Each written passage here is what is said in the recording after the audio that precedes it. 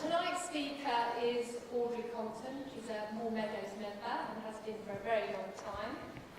Audrey has been a dairy farmer. She's been a ranger on managing nature reserves. And she and her husband John won the 2015 Grassland and Meadows Award for their work at Deer Park Farm. Audrey, I came to your meadow a few years ago, and I was completely bowled over by the number of species and the abundance, and it felt like a complete oasis in a green desert. And it made me feel actually quite nostalgic about how it must have been pre-war, and the work there is phenomenal. So if you get an opportunity to go to one of Audrey's open days, I highly recommend it. So, enough ado, I will hand you over. Audrey, just want to say, Audrey's going to be speaking for about 40 minutes, and then there's going to be 10 minutes for questions. And then we're going to have delicious cake made by Audrey and wonderful star Gabby Jackson, who is king of the cake makers, or queen, I should say. And for about a 20-minute break, and then I shall ring a bell, and then the last 20 minutes is Audrey will be talking about the fabulous practical management handbook that she's been working on, and she would like your help in providing case studies, if that's appropriate. But we look forward to hearing all about that. Okay, over to you, Audrey. Thank you.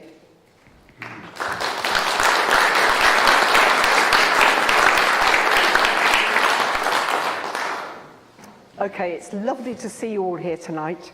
And before I even start at all, I would like my husband, John, to just stand up and say hello to you as well, because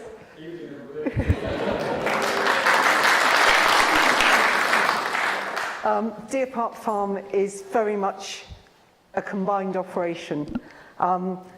We started it in the year 2000. It's been the most exciting thing we've ever done, and we have just had so much fun doing it. So a lot of this is really about sharing it with you and hopefully inspiring you to do similar stuff. It's been hard work as well, and we were discussing on the way here whether it's actually added years to our life or taken them away, but we sort of decided we didn't really care because it's just been definitely too good to miss. There is a third person who's really important to our farm, and that's our friend Tracy. She and I used to milk cows together 30 years ago, yes. And in the year about 2008, we had a little talk with Tracy. We wanted some cattle on the farm, and Tracy bought some calves, and from that has grown the small suckler herd, which balances the farm with our sheep. So I just wanted to say thank you to Tracy, because it would be very difficult for us to make it all work without her. And what's more, she does a lot of work on weekends and holidays, and she gives us a holiday every year. So we have about 7, 8, 9, 10 days off every year, which is an incredible thing for a farmer. So it's only about a 355-day year, which is pretty bloody good, I reckon. Yeah. I have actually put a note there to say, please, if I don't recognise you, please forgive me. I do suffer from face blindness, and I do find it particularly hard when there's a crowd of people to actually recognise people I even know quite well. So forgive me if I get things wrong. Okay, right. So here is one of our favourite pictures of Deer Park Farm, taken by Steve Hussey from Devon Wildlife Trust. And as you can see, it shows the farm with the green-winged orchids out, which is probably one of the best, not the only, one of the best times to see it. Okay, I won't press.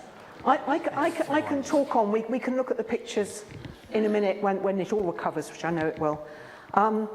So I could just sort of start at the beginning and say that I was born in the South Downs, and anyone who's ever lived in the South Downs will know that the flowers there are just beyond description. So I lived at the bottom of the South Downs, and I had fragrant orchids and bee orchids, and just ordinary orchids and gentians and really incredible flowers to grow up with. And that's had an effect on me. Must have done, mustn't it? And I just became addicted to all wildlife, but particularly to flowers. And when I was about 16, I started coming to Devon, and Devon adopted me, which was really kind of it. And I became a dairy farmer. I married a farmer's son, and we started off with about 30 cows, and then, almost as you had to then, there was a lot of pressure, 1968, 69, to produce more. And we very rapidly really went from 30 cows to 130 cows, at the same time bringing up our children and at the same time working much too hard. Do I try again, or shall I just wait a minute, Nikki? I'll do it. I think Shall I put this down? Okay, that's great. Okay, right, so here are the fragrant orchids, and there are Jack and Jill, the windmills that I grew up just below. So yes, next one, Nikki, we'll do this verbally. This is my old farm with a lot of Jersey cows, and if anyone knows Jersey cows, they're dead silly, and they're not docile, they're naughty, but they're absolutely fantastic. Okay, when we got there were still barn owls, which we loved, and I'm ashamed to say that we didn't really understand why they suddenly went. We didn't really realise that it was our conversion, our slow conversion of old meadows into intensive meadows. You know, we were quite intelligent. Why didn't we realise there were no voles anymore? But nobody did, and they vanished. So, next please.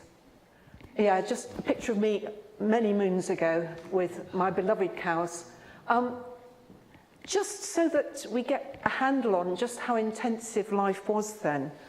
So we had 3 cows to the hectare, and now at Deer Park Farm, when we're really looking after wildlife, we've got the equivalent of 0.7. That's a hell of a difference, 4.5 times or something. The productivity was probably 20 times higher, and we literally produced enough milk every day for 5,000 people from 80 hectares, and at this moment now, at Deer Park Farm, we've got 40, so it was only twice as big. And what we never realised, and nobody realised then, was that it was all based on fossil fuels and bought in corn from other farms. And this has had an effect, and that's why you've all got a postcard on your seat, because I'm not only desperate to save meadows, but I'm desperate to save the whole world. And I'm going to beg you to help me when we get to the end of this. It was a hard life. 1976, perhaps we're going to have repeats of that. And in 1976, we nearly went bankrupt. Had children of 2 and 4 at the time. It was incredibly hard. We had to make somebody redundant, and I just had to work all hours, and my children brought themselves up. And then in 1984, the government brought in quotas, which were needed, but they brought them in retrospectively, and you can't adjust your stocking when you're on a 5-year cycle of getting a cow and calf and then getting her to productivity. It's very, very hard.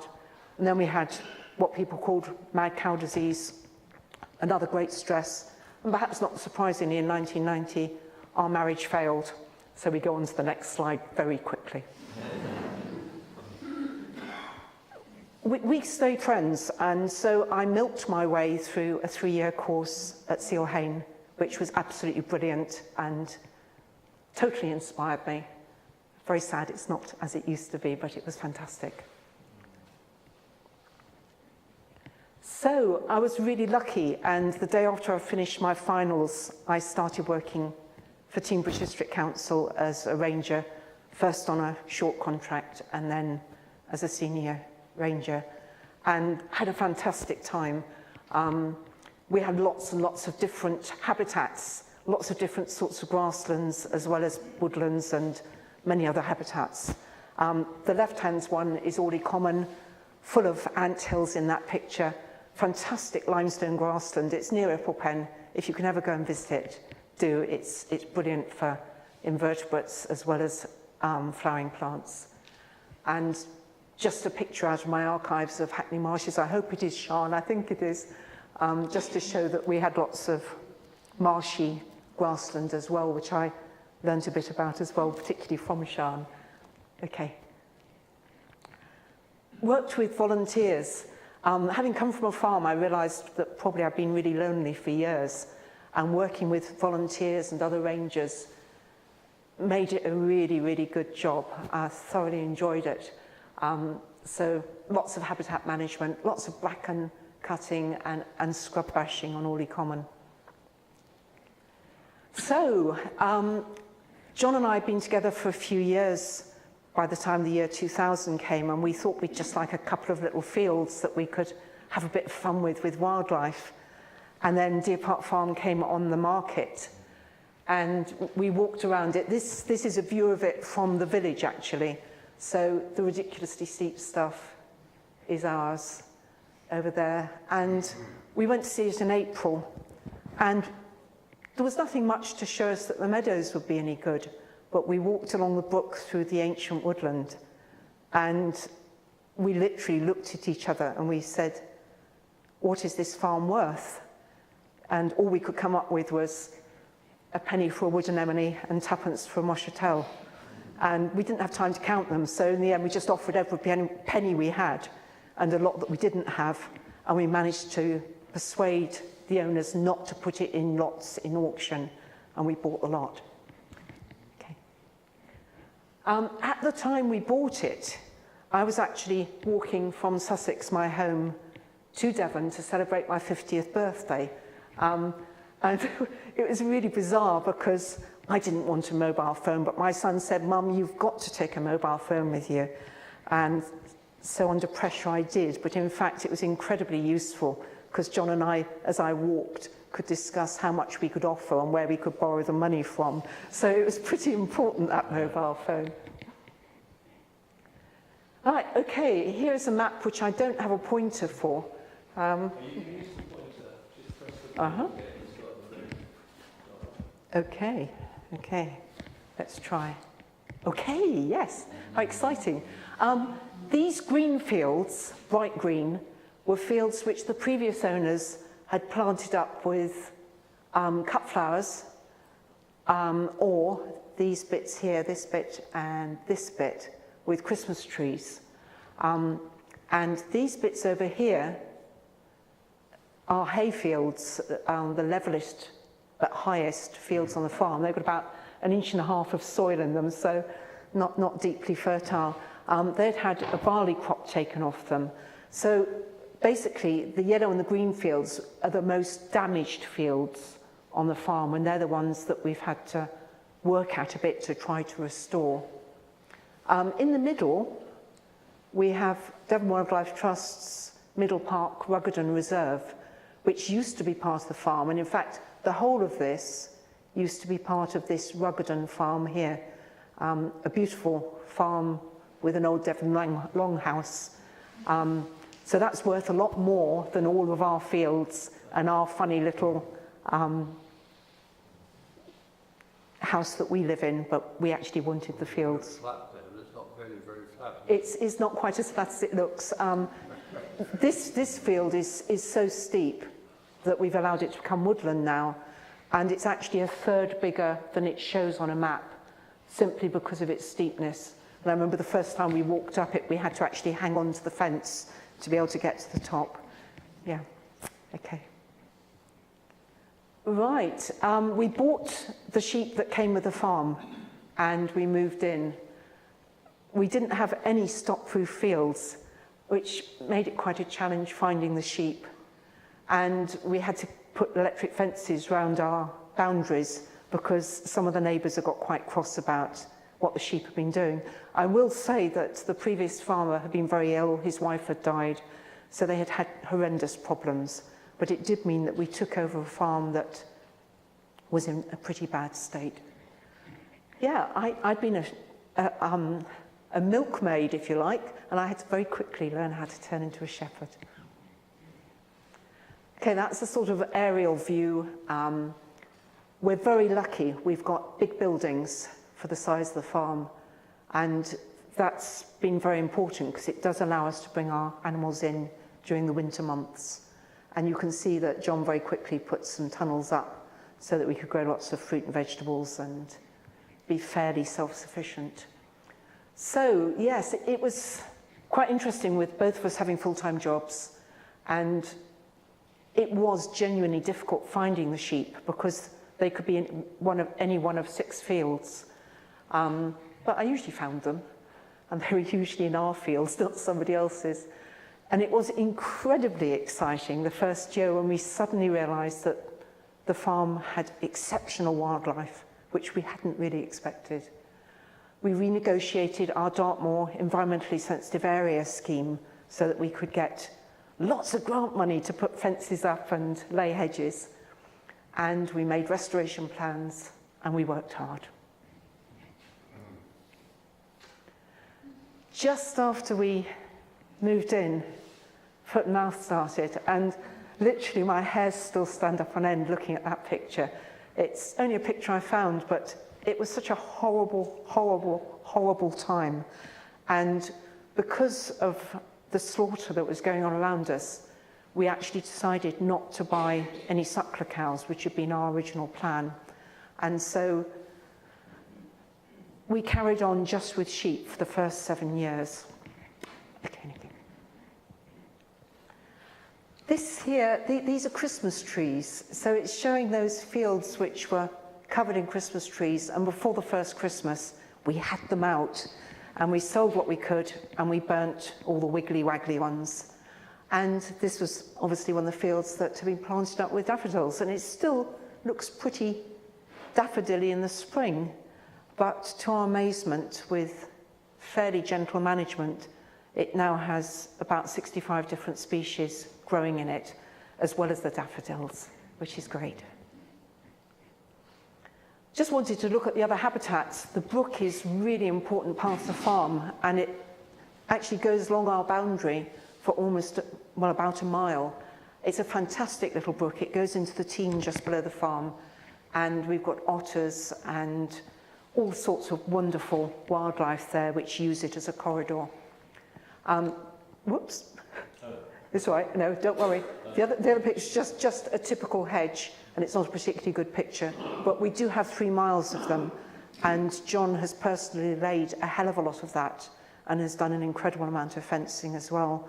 We now get neighbours in to help with the fencing, but John is still the star hedge layer. Okay.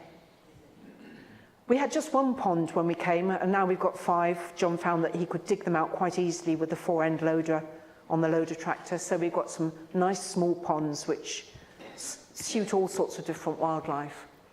And I really, really wanted to say that tracks are brilliant. We do tend to ignore tracks and even yards, farmyards. But you know, if you do a species list along a track or around the farmyard, it usually comes 75 to 85 species, which is much better than most meadows. Much better than most meadows. So do value your tracks and look after them, and even use them as sources of seed for your fields. Okay.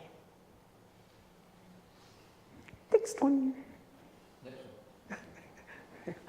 The restoration that was needed was partly our steepest fields, which you'd have thought had been bothered the least, had 14 years previously been sprayed with azulox to try and kill the bracken.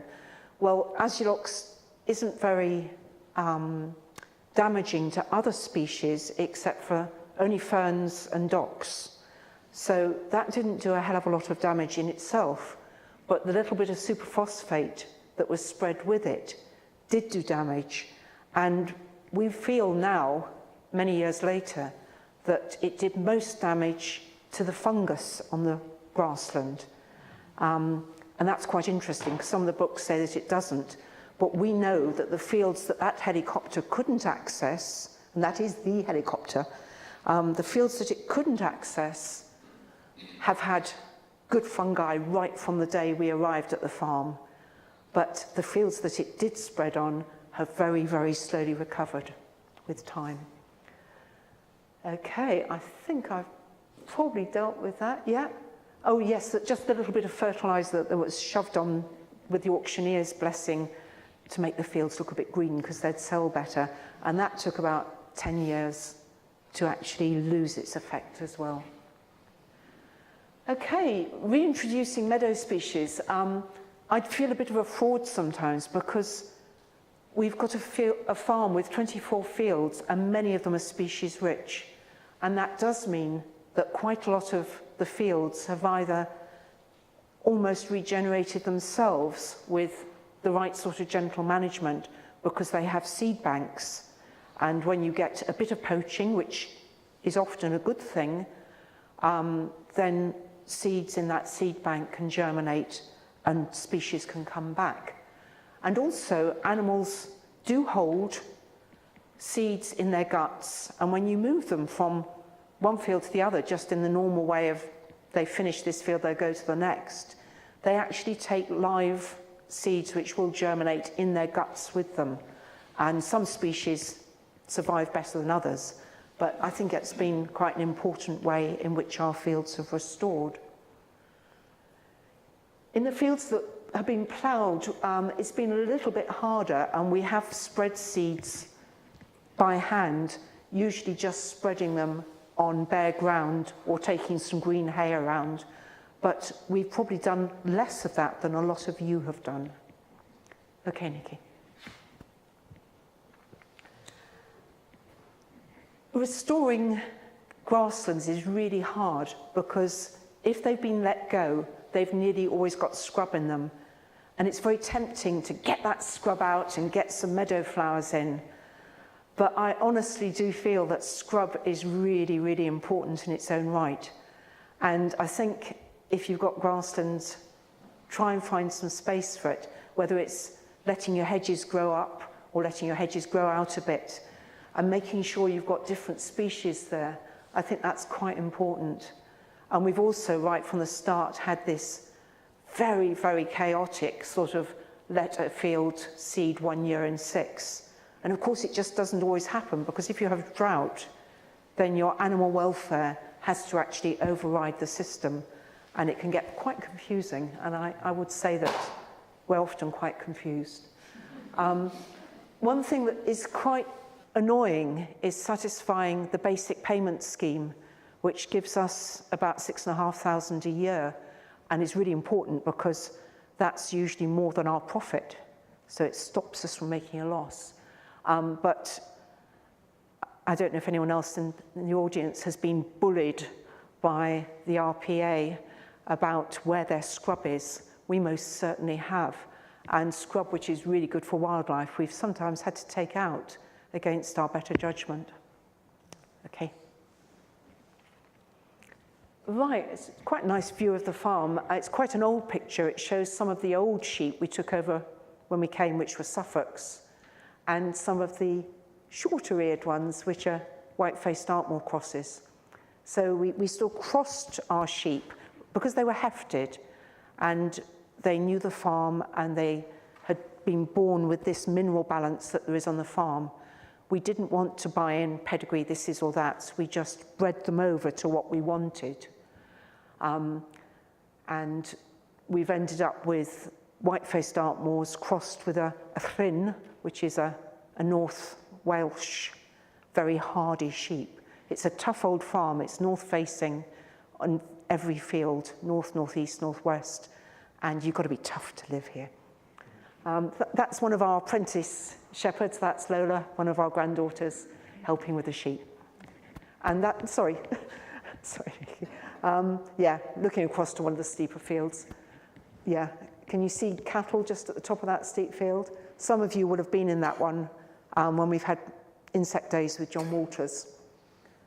So that's one of our most floristic ones that you will see later. Okay, thank you. So these are the suckler herd based on Holstein cross Friesian, Holstein cross Hereford cattle, and then put to Belgian blue or Simmental or whatever. This is Tracy's enterprise. We haven't said they've got to be rare breeds, and I don't think it matters too much as long as they are born on the farm and have learnt from the start that they're expected to eat rough old stuff. So that's the important thing. Okay. We bought 2 Exmoors when we moved in because we were understocked and they cost £100 each. And we thought, yeah, Exmoors are meant to be good. And they've been brilliant. They're still here now, so they're in their 20s. They will live on anything. They do eat bracken, even though it's meant to kill them. To be honest, as long as there is something apart from the bracken for them to eat, we leave it to their own good sense, which is considerably better than our own. Quite interesting, just the right-hand picture, and that's an incredibly, ridiculously steep field, actually. It doesn't look it, but that little flattish bit at the top has become over-nutrified by the sheep going and sitting there every night. So that's why we've got docks and weeds there. And later on, we'll be talking more about that sort of thing. And the fact that there are some things it might not be worth fighting. So some places where the weeds are not what you want, you might actually just have to live with it and concentrate on the areas which are easier to change. Okay. Right, when we moved into the farm, because it had been stocked very lightly, even more lightly than we now stock it, because of the illness that the farmer and his wife had had, we had bracken higher than my head. In the first year, I can remember walking through the bracken trying to find the sheep and bumping into a fallow baby, a fallow fawn. I couldn't see it, it couldn't see me. We were both equally terrified, I think. John has done over the years a lot of cutting, and the bracken is now quite different. We now have smaller amounts of wispy bracken, and I don't think we want to get rid of it completely. I think bracken is important for many other things, and it's been a little bit demonized. You don't want it 6 foot high, definitely, but I think that if you can keep it under control and make room for other flowering plants around it, you'll find that it has its own special habitats and it has its own fungi. And in fact, the very steep brackeny fields are the ones that have millions of primroses and dog violets and other spring flowers. So I think it almost has a purpose as a sort of strange hazel coppice that they can grow under. In other fields, brambles or creeping thistles have been a greater problem. Once again, John with his 4-wheel drive and atop a very ordinary setup, 45 horsepower Sammy tractor, has done a fantastic job at keeping these under control. What I do try to make sure is that I never watch him, because it is absolutely terrifying, but he seems to enjoy it, so what can I say? All I can say is on the very steepest hills, I use a brush cutter where I don't want him to go at all. Okay. So haymaking is a problem to a lot of us, and we'll go into it a bit more after refreshments. On our farm, the contractor comes in and cuts the hay in a couple of hours, and then we turn it for a few days, and when it's ready to bale, the contractor comes back with a ridiculously large baler and bales it. That's what we do. When we arrived at the farm, several of the fields, particularly those yellow fields that had that one crop of barley off them, had fences. And the first thing we did, John being a Devon Hedge group person, we said, yeah, we're going to put hedges there. But then John, who has a lot more wisdom than me about aspect and things, realized that if we put hedges there, then the very steep fields sloping down below them would actually get no sun at all ever. And that could really change the species that were growing in those steep fields below. And so we still have a fence there. But to my delight, in the first autumn that we were there, I found that migrant birds use it. So in September, we get spotted flycatchers, red starts, windchat, wheatear, as well as swallows, I was going to say, and Amazons, and I didn't really mean that, swallows and martins. And they actually just sit on the fence. And if we leave this broad, sort of 2.5 metre wide, uncut patch alongside the fence, then that's a great place for the invertebrates to go, and it's a great place for the birds to be able to have a rest on the fence and pop down and eat them. And also, more recently, we've had a Mohican, which is Donna's great idea. So sideboards and a Mohican. And the Mohican is because contractors find it really, really, really, really difficult to start in the middle and cut outwards. Now, there's good practical reasons for that, but in fact, in the Outer Hebrides, where farmers have been paid to do that to save corncrakes, it's worked really well. But when I've talked about it to our contractor, he's looked at me as if I'm from another planet. So we've left the bit in the middle. Fencing and hedge laying, as I say, this is John's thing, approximately a 20-year rotation.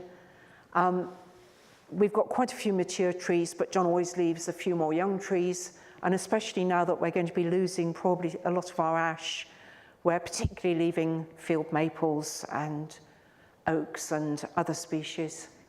We get lots of firewood. It does all of our cooking and heating and stuff. And later, when John's finished, it can be fenced really well, and the spring flowers just pop up. We've had lots of walks right from the start. I think I did my first farm walks in about 1970, before I even had children. So I've always enjoyed having farms and schools come. And some of you will recognise yourselves there. So we do still have lots of walks. This is one beside the brook on the left, and the other one is one with John Walters in Follyfield, which you could see from a distance a little bit earlier. So we learn so much, and because we don't get out a lot, it's really nice that people come to us and brighten up our lives and give us new dimensions. And we just get so much out of them, so that's brilliant. It's part of our life. Just thought I'd do a quick wildlife through the year. I don't know if anyone's looking at the clock to know how I'm getting on. Shout at me if I've got to speed up, Donna.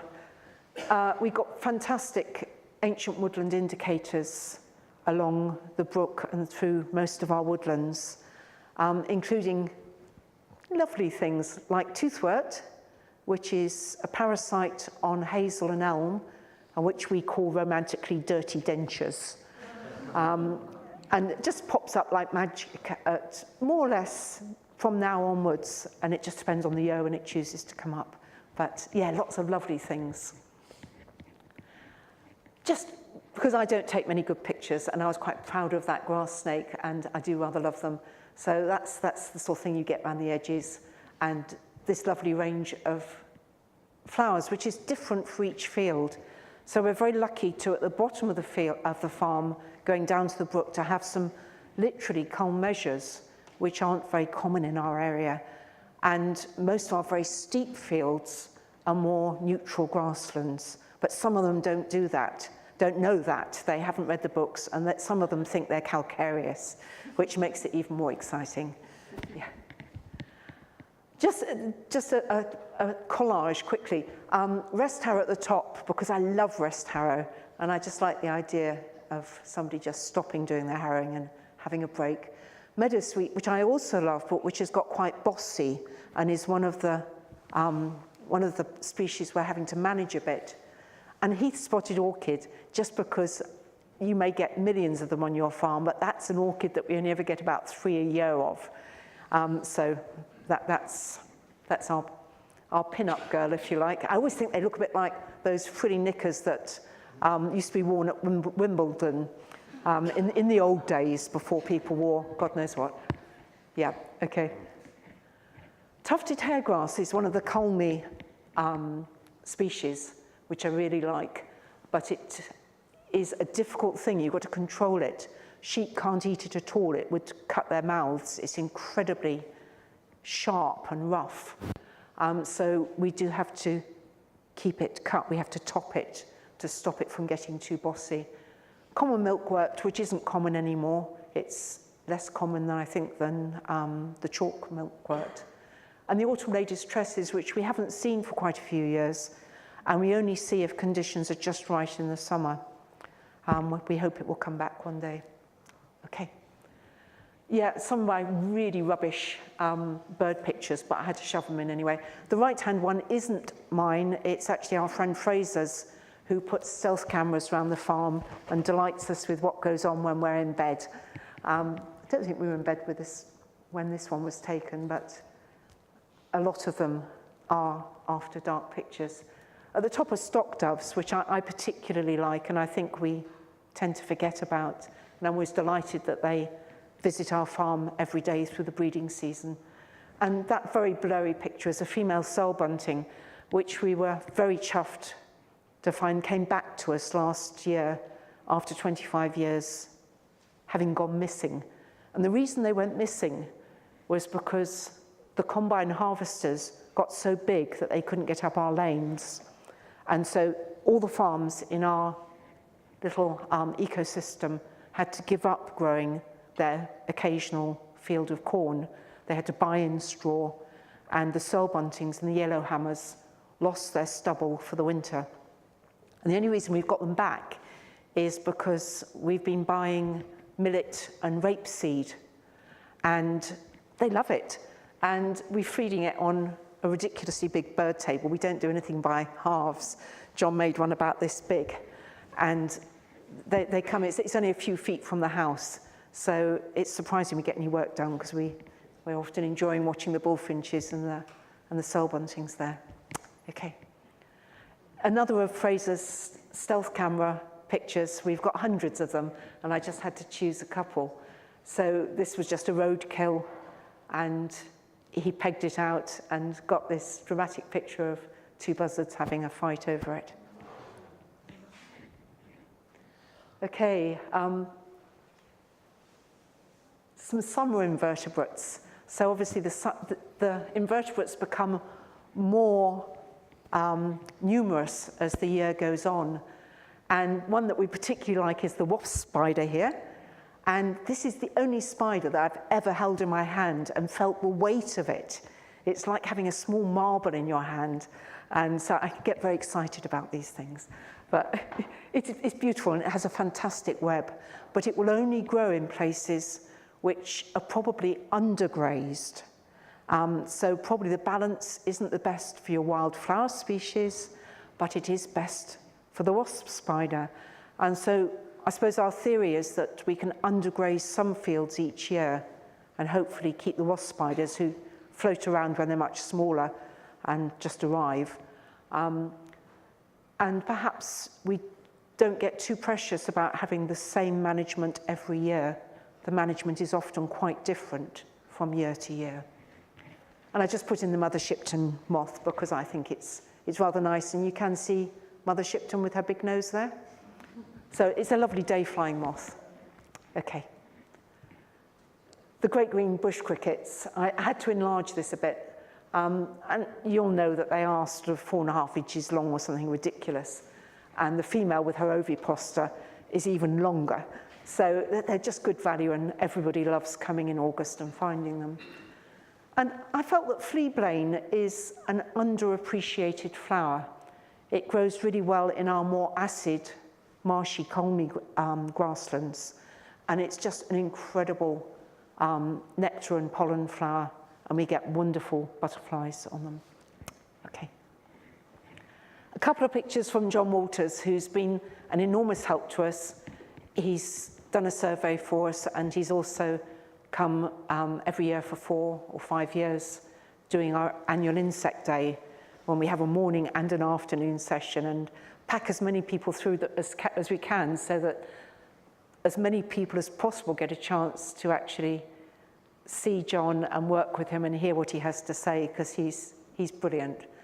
So yeah, a bee mimic hoverfly. I'm not even really going to go to the arc to fill a bit. and the scarce violet door beetle. The violet door beetle is especially important for us to consider because it's a dung beetle, and dung is incredibly important. So we only get them because our cattle have fantastic dung with lots of stuff in it, which hasn't been killed off by too much medication. Okay. Autumn. I get even excited during autumn. These are butter wax caps on the left. Oops, I shouldn't have done that, should I? That was me, sorry, Nikki. Whoop. Okay. Shall I see if it'll work for a minute? Yeah, we'll try, and if it all stops, then I'll just cry. These are butter wax caps. They are tiny wax caps, and that is probably a square metre. And any of you who've come to the farm in the autumn to see the wax caps will realise that there are thousands of them, and it's really exciting, and it's as if the fields have been strewn with jewels.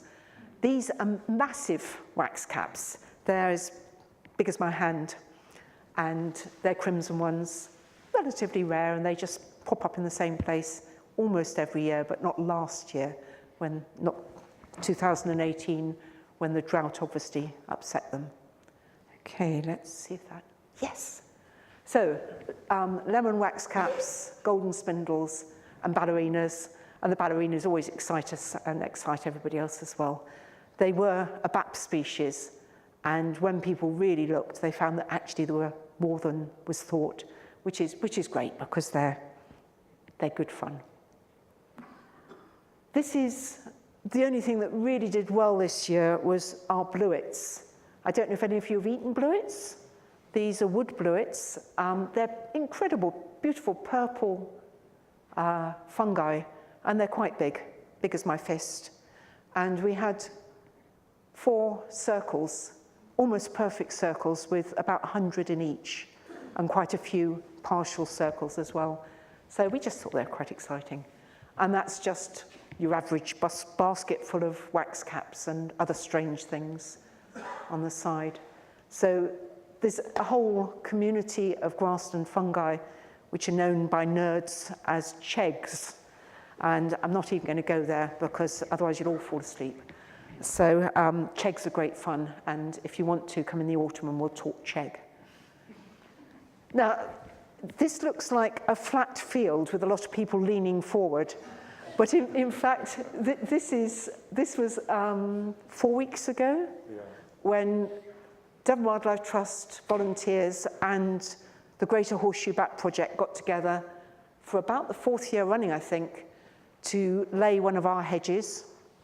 And this is a picture of about 28 people hedge laying together, which I think is fantastic. I don't do it, I just bring tea and coffee and hot chocolate and things. But I think it's really inspiring when you can get people learning skills and enjoying wildlife together. So that's brilliant. And the picture on the right was in March. I had to put a snow picture in because we don't get much of it. And this is 3 of our grandchildren just having a really good time. Okay. Right, we're drawing to a close. The habitats around the farm are really, really important. We're not an island. We can't be an island. We can't stop climate change. We can fight it, but we can't stop it. We can't stop atmospheric pollution, which has the effect of fertilising our fields. But we can do our best. And with the land around us, then our farm can make a much stronger, more resilient ecosystem. And this is the view from one of our fields, and it shows that a lot of the fields towards Trusham have been more or less abandoned. And I think this is a great help to us. We call it a sort of mini NEP. It's rewilded, and this is the marshland that you can't quite see at the bottom of that. And most of the farms around us are fairly, they're non-intensive. They're not organic. They think probably that mostly they think we're totally mad because wildlife comes first on our farm, but still they are part of the ecosystem. And because there's so many hedgerows, we are quite a joined up area. So that's good. So what's the point of us looking after our wildflower meadows? And this is when I get a little bit emotional. They are crucial to the future of our planet because there's so many species in them. And we need a lot more meadows, and we need to join them up better. They're wonderful carbon banks because they're not ploughed up. They're beautiful and they make us happy. But I just have to say, there is no point us looking after these wonderful meadows if we don't actually look after the whole world. And I do get passionate about this because we have grandchildren, we have young people who don't deserve what's happening. And every one of us has got to look at our carbon footprint, look at it properly, go online, work out what it is, work out what we think it ought to be, and then adjust our lives accordingly. And we were just talking with other people in the audience who were saying that they knew neighbours who had family in Australia and family in America. They live a very, very simple life because by doing that, they can then fly over and see their families. And I think that's admirable because families matter so much. So we can all do a lot. It's no good being a Tesco and saying every little helps. Every little does help, but we've got to do lots of littles. If we're going to beat this in the 12 years that we're being given, which I suspect is none too long, then we've all got to do a lot. So that's the end of the first part, folks.